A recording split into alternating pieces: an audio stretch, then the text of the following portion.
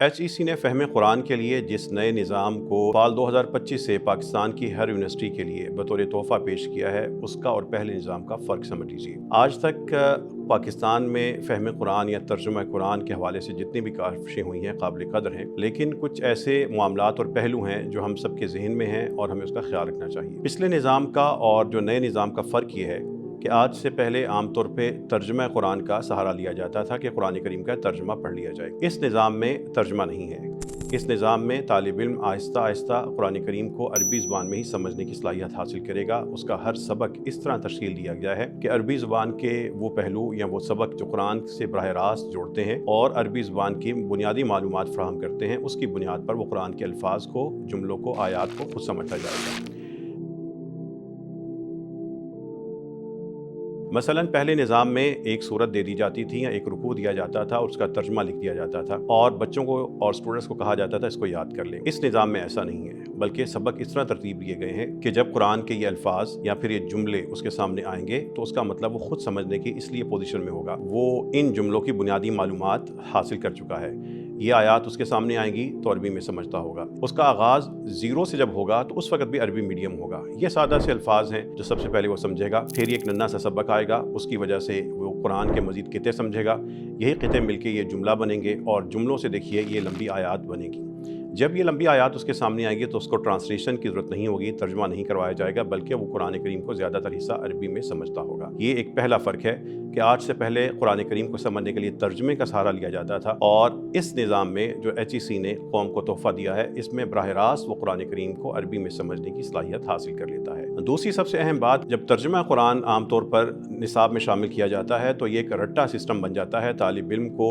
आयत का खुद मतलब पता नहीं होता, लेकिन वो कुरान के अल्फाज की शक्लें देखकर उसके मतलब याद कर लेता है। ये सब काबिल क़द्र काम है, लेकिन अमूमी तौर पर तालिब इल्म इसमें रट्टे लगाने पर इसलिए मजबूर होता है कि उसको बुनियादी चूँकि मालूमात नहीं होती अल्फाज की और कुरानी जुमलों की, तो वो सिर्फ रट्टा लगा रहा होता है। जबकि इस निज़ाम में जो HEC ने 2025 सितंबर से हर तालिब इल्म को एक तोहफे के तौर पर दिया है, उसमें रट्टा बिल्कुल नहीं है। उसमें सलाहियत बनती है, उसमें अल्फाज को जोड़ने का अमल होता है और ये अमल तालिब इल्म खुद करता है। ये एक प्रैक्टिकल काम है जिसकी वजह से उसके अंदर ये सलाहियत बन जाती है। वो रट्टे की बजाय दिलचस्पी के साथ एक सलाहियत की बनने की वजह से इसको कर रहा होता है। ये दूसरा बड़ा फ़र्क है। अब रट्टा नहीं होगा,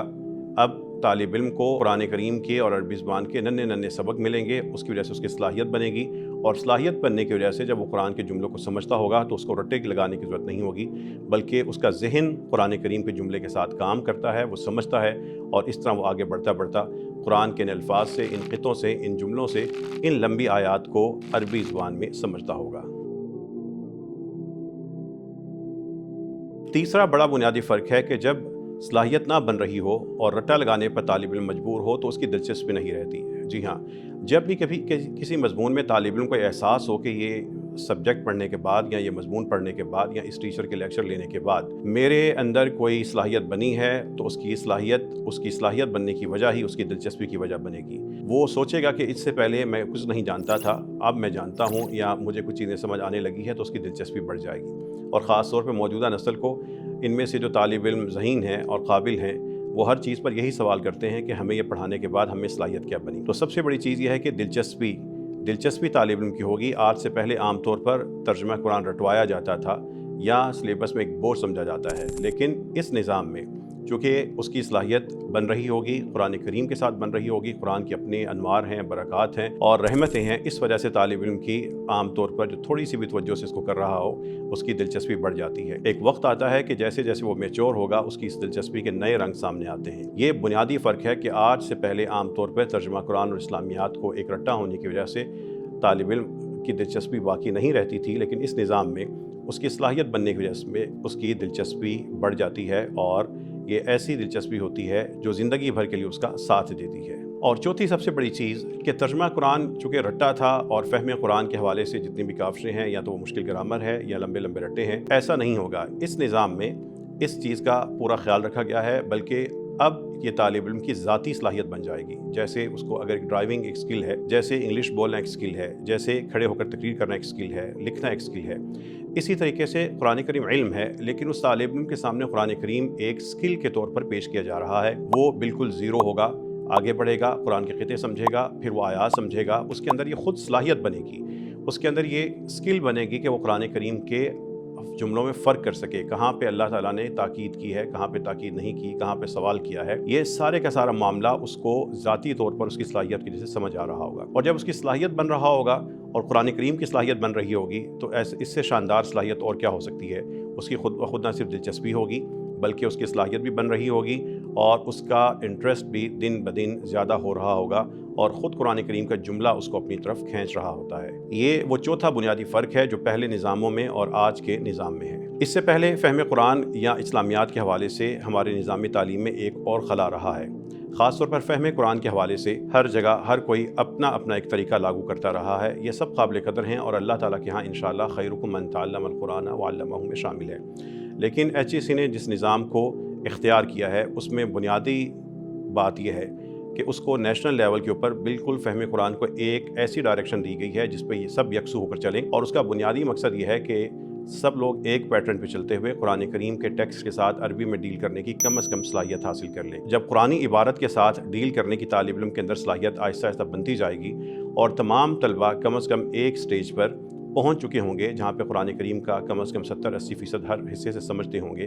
تو یہ وہ ایک ہدف ہوگا جس کی طرف تمام اسلامیات کے اساتذہ اور عربی زبان کے اساتذہ اور تمام یونیورسٹیز اور ڈپارٹمنٹس جو اس کتاب کو اور اس نظام کو پڑھانے کی کوشش کر رہے ہیں وہ یکسو ہو کر ایک خاص ہدف پر پہنچیں گے۔ وہ ہدف یہ ہوگا کہ طالب علم کے سامنے قرآن کریم کے جملے آئیں تو وہ اس کو عربی میں سمجھتا ہو، اس کے سامنے قرآن کی یہ آیات آئیں تو عربی میں سمجھتا ہو، وہ یہ صفحہ کھولے تو اس کا زیادہ تر حصہ اس کو عربی میں سمجھ آتا ہو۔ یہ 2 کریڈٹ سبجیکٹ 2 سبجیکٹ ہیں، کوئی بہت بڑی بات نہیں ہے، لیکن اس کے مقابلے میں جو قرآن کریم سمجھنے کی اس کی صلاحیت ہے وہ بہت زیادہ بنے گی۔ اگر فرض کیجیے گا کہ ایک طالب علم کو قرآن کریم سارا نہ بھی سمجھ آتا ہو لیکن 50 سے 60-70% بھی ہر صفحے سے سمجھتا ہو تو کیسا شاندار طالب علم ہوگا۔ یہ 50 سے 70% اس کا سمجھنا اس بات کی گارنٹی ہوگا کہ اس کی زندگی میں جیسے جیسے وہ آگے بڑھتا جائے گا وہ قرآن کریم کے ساتھ اور جڑتا جائے گا۔